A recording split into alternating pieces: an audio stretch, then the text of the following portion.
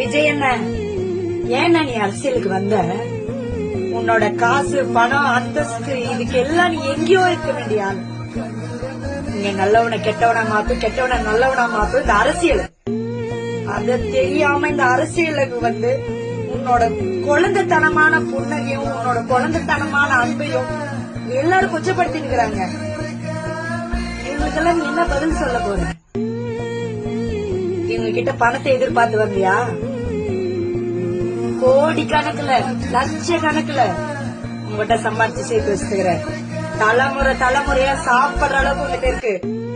ஆனாக்கா இந்த கட்சியில நீ வந்து ஏன் மக்களுக்காக நல்லது செய்யணும்னு சொல்லிட்டு இறங்கி உன்னோட மனச புண்படுத்திக்கிற? உன்னோட ரசிகராகவே வச்சுக்கோ. ஆனா கட்சின்னு வந்துட்டா உன்னை எந்த அளவுக்கு கீழே தள்ளுமோ அந்த அளவுக்கு இதுல அனுபவம் இருக்கிறவங்க மட்டும்தான் ஜெயிக்க முடியும். இது உனக்கு எந்த அனுபவம் இல்ல.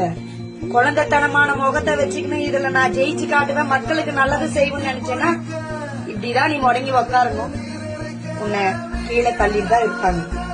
ஏன்னாக்கா கட்சியில வந்து கிரிமினலா யோசிக்கிறவங்களுக்கு மட்டும்தான் அதுல கட்சியில ஜெயிக்க முடியும். எவன் எப்படி போனான்னா எவன் எக்கடு கட்டு போனான்னா நினைக்கிறவனால மட்டும்தான் இந்த கட்சியில ஜெயிக்க முடியும். ஆனா சின்ன குழந்தைக்கு கூட ஏதாவது ஒண்ணு ஆச்சுனாக்கா துடிக்கிற குணம் உனக்கு, அன்பான உனக்கு ஒரு முகம், அது இந்த இடத்துல வந்து நீ அசிங்கப்பட்டு வெளியே போயிடாது.